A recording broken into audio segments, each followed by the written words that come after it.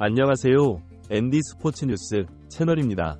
손흥민은 다음 시즌 챔피언스 리그 우승을 위해 맨시티에 왔다며 공식적으로 맨시티 2단 계약을 체결했다. 맨시티는 손흥민을 사는데 2억 파운드를 썼다. 손흥민은 맨시티에서 등번호 7번을 받았다.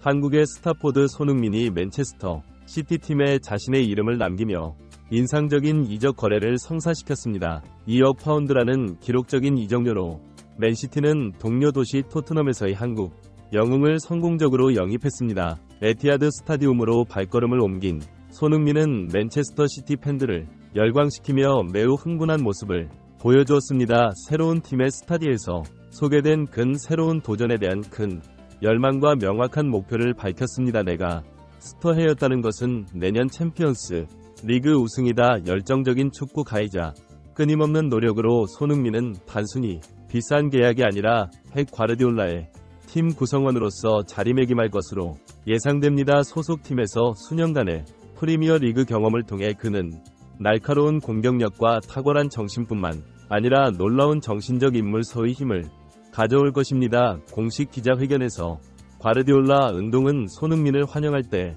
행복한 마음을 숨기지 않선 선수는 다재다능하며 큰 영향력을 가진 선수입니다. 그와 일할 기회를 가졌다는 것에 우리는 매우 기쁩니다. 그는 우리 팀의 차별을 일으킬 것이라고 믿습니다. 새로운 얼굴뿐만 아니라 손흥민은 맨체스터 시티에서 역사적인 의미를 갖는 7번을 받았습니다. 이 번호는 이전에 다이 실바와 에릭 칸토나 같은 위대한 선수들의 소유였기 7번을 주는 것은 그에 대한 신뢰만 아니라 그와 팀의 미래에 대한 팬들의 열정을 나타내는 것입니다. 끊임없는 공격력, 뛰어난 기술 그리고 불굴의 정신력을 갖춘 손흥민은 다가오는 시즌에서 맨체스터 시티의 빛나는 별 중 하나가 될 것으로 기대됩니다. 그리고 챔피언스 리그 우승을 향한 소망으로 그의 등장은 팬들과 맨체스터 시티에게 예상치 못한 희망을 안겨줬습니다. 이번 시즌은 성공적으로 마친 손흥민의 경기력이 전 세계 축구 팬들 사이에서 큰 화제가 되고 있습니다. 손흥민은 개인 통산 3번째 10에서 10 시즌을 달성했습니다.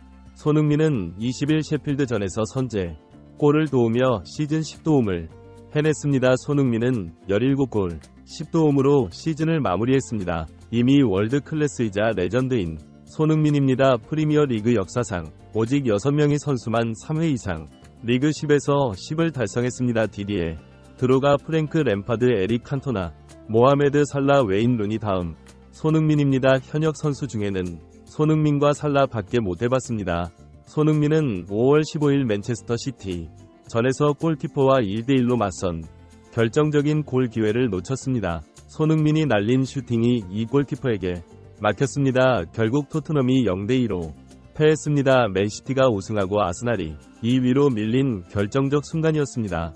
토트넘 역시 4위 기회를 놓치고 5위로 밀렸습니다. 손흥민이 아스날 우승을 막기 위해 일부러 골을 넣지 않았다는 억지 주장까지 나왔습니다. 손흥민은 나도 사람이다라고 골을 넣지 못했다고 사과까지 해야 했습니다. 맨시티 4연패 주역 베르나르도 실바는 여전히 손흥민을 가장 위험한 선수로 꼽습니다. 실바는 스카이 스포츠와 인터뷰에서 오르테가가 손흥민 슛을 막았다. 그때 내 심장이 입 밖으로 튀어나오는 줄 알았다. 바로 시계를 봤다. 만약 손흥민이 득점했다면 우리가 득점할 시간이 있는지 확인했다며 한숨을 쓸어내렸습니다. 손흥민이 골을 넣었다면 맨시티 4패가 좌절될 수도 있었던 셈입니다. 실바는 손은 정말 위험한 선수다. 하지만 정말 믿지 못할 세이브였다. 우리가 연패를 할 수 있도록 지켜본 정말 특별한 순간이었다. 우리에게 아주 중요한 순간이었다. 손흥민의 실수를 안도했습니다. 한편 손흥민과 NG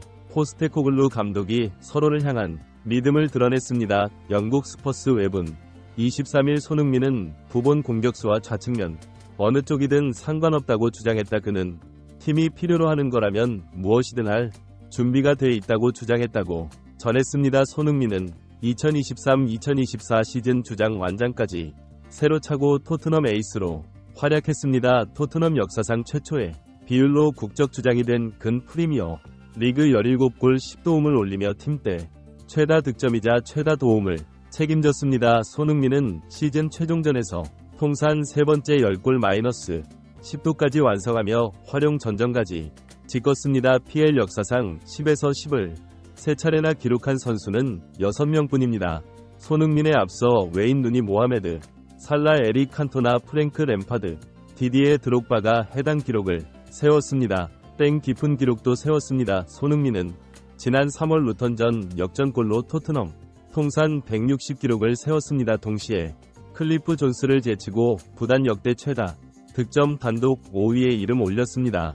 손흥민은 이후로도 2골을 추가하며 이제 4위 마틴 치버 3를 12 골차로 추격 중입니다. 특히 손흥민은 좌측면 공격수뿐만 아니라 다소 낯선 포지션인 최전방 원톱 역할까지 수행했습니다. 이 때문에 손흥민 활용법이 뜨거운 논쟁을 했습니다. 그는 빠른 발과 뒷공간 침투 월드클래스 슈팅 능력을 지닌 만큼 왼쪽 측면이 주 포지션입니다. 아무래도 공간이 있어야 손흥민의 장점이 살아나기 쉽습니다.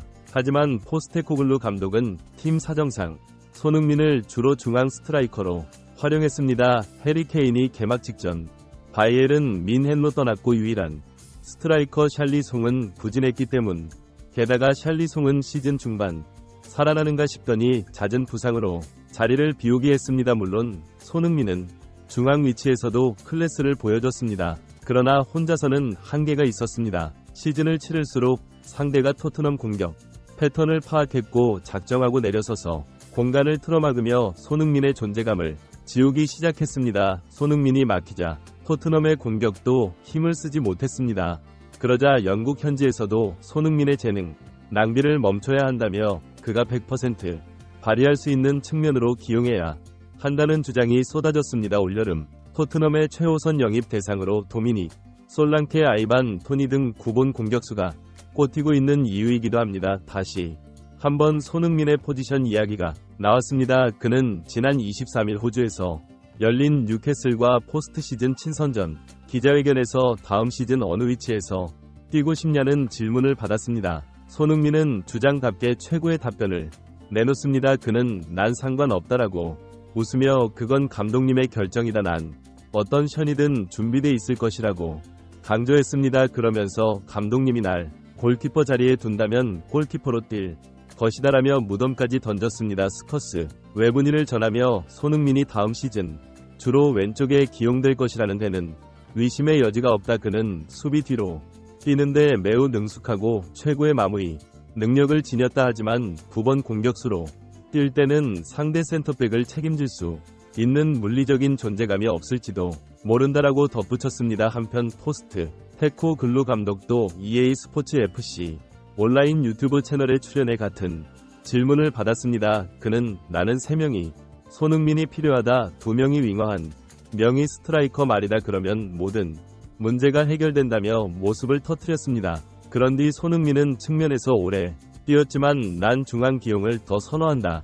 그는 아주 뛰어난 마무리 능력과 영리한 움직임을 보여주기 때문이다. 그는 올 시즌 두 포지션에서 매우 효과적으로 뛰었다. 여전히 중앙과 측면에서 둘 다 뛰는 걸 생각 중이라고 밝혔습니다. 여기서 시청하고 관심해주셔서 감사합니다. 계속해서 최신 소식을 전해드리겠습니다. 구독과 좋아요 부탁드립니다.